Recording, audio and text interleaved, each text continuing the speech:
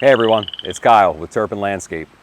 We're out here in Wynnewood, Pennsylvania, about 5 or 6 miles outside of Center City, Philadelphia, where we wrapped on a rec pond project earlier in the year. Let's go check it out.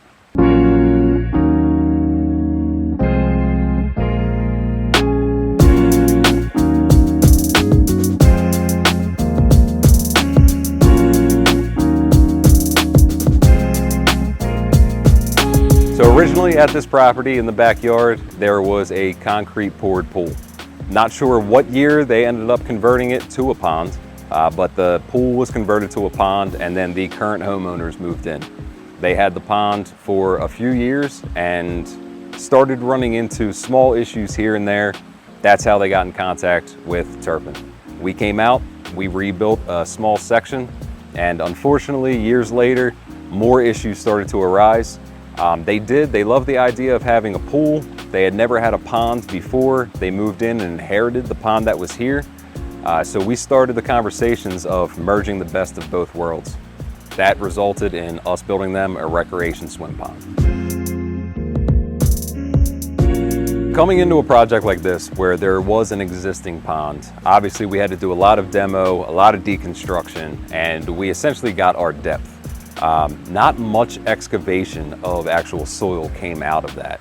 So in order for us to accomplish a swimmable space, we had to start at the very bottom, build our bottom shelves, and then work our way out. As we got the existing pond that was here, now we take a step back and we were able to determine how the company that came in converted that pool. They tore a lot of that existing pool out and then decided to use bags of cement, concrete poured walls, and as we tore everything out, that's when the challenges started to arise.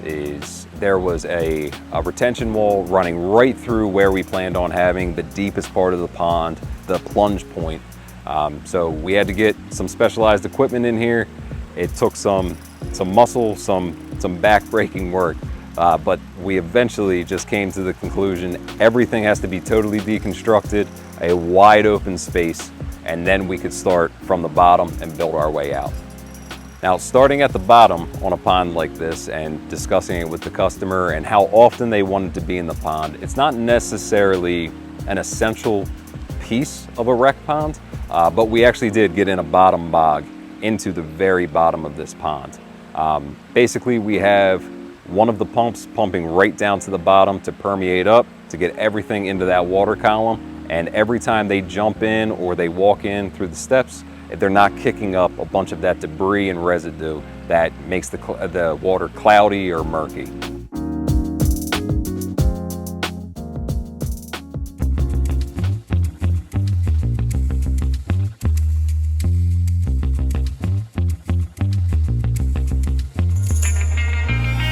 Our first day on this job site was January 2nd, 2024.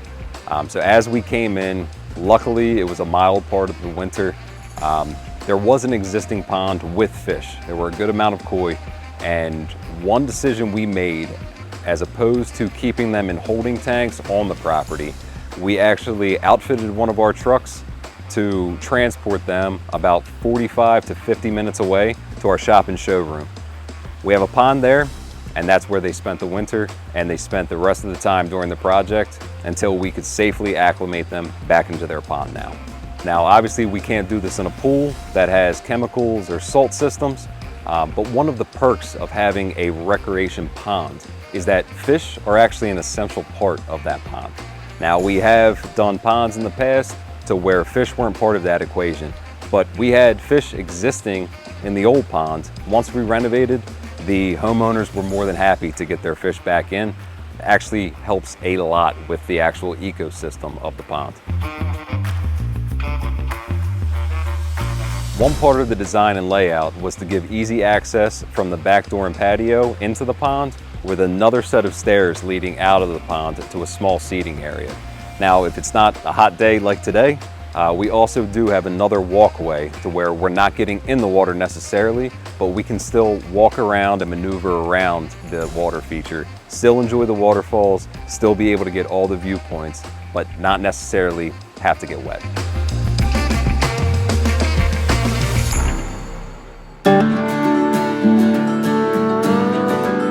Whenever we hear swimmable space, we always think oversized filtration. So we definitely went with the oversized bog filter up top. Now, the property and the topography in the backyard was completely flat. We wanted to get enough elevation to get a lot of the viewpoints from the back of the house and the patio. So one way that we accomplished that without going too high is this is actually the level of the bog below me here. What we ended up doing is to grab that extra height for these waterfalls here is we ran another spillway that's actually under this boulder here to grab those viewpoints. So we still get all the benefits of the bog filtration. That bog comes as far back as where I am here. But to grab the visual aspect of that running water and those cascades, we have a split in the plumbing, runs to another spillway here, and then we're dropping down actually into the bog. So us making the decision to come out here and start this project on January 2nd, I'm sure anybody in the Northeast or that is aware of the weather in the Northeast at that time can understand the challenges that came along with it. There were a lot of long days, and unfortunately there was a lot of short days too, to where we reached a point whether it was too muddy, too cold, snow was coming. But what that all boiled down to is that myself and my crew, the guys that were here working on it, we really poured everything we had into this pond. They were existing clients. We wanted to produce the best possible project we could in some pretty harsh conditions that we had to work in. So that being said, we did take a day of our time out to go hand select some of the driftwood pieces that are in the bog area, the pond, even some of the stream.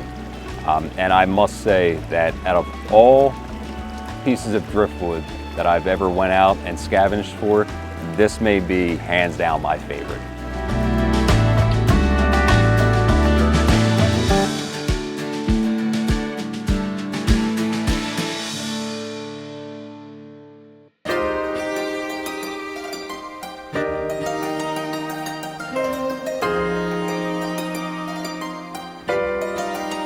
When it comes to recreation swim ponds, the mechanical theory and setup is very similar to that of a pool. Now, the filtration, skimming, that's a little bit different, but we have two external pumps that are powering the rec pond here behind me. One goal of Turpin is always to make things as natural as if we were never there and everything was built around it. So in order to conceal these pumps that are in front of me now, we did a little modifications. We painted some things black. We have some landscape specimens that are going to grow up and basically block the view of these pumps from any of the viewing areas from inside or the patio. I have always felt very strongly about the collaborative process that's involved in a project like this. We love to collaborate with the clients and the homeowners, find out their wants, their needs, and we can creatively come up with solutions and aspects to a project of this size.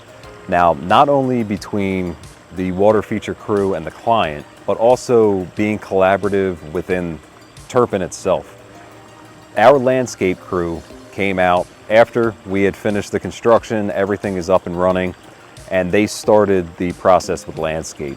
They saw an opportunity here that I think lends itself and is one of the most unique aspects of the project. They saw an area that is a destination point for once you walk into the steps, into the pond, work your way across, why are you coming over here?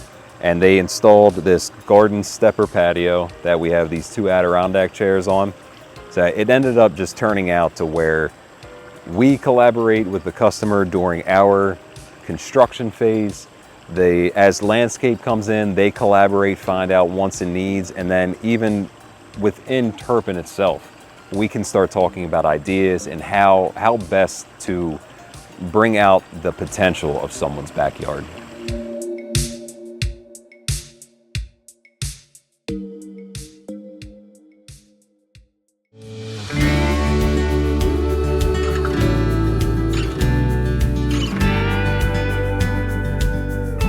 So this stream section here is essentially where Turpin and the client's relationship all started. We rebuilt this section, I'd say probably 3 or 4 years ago.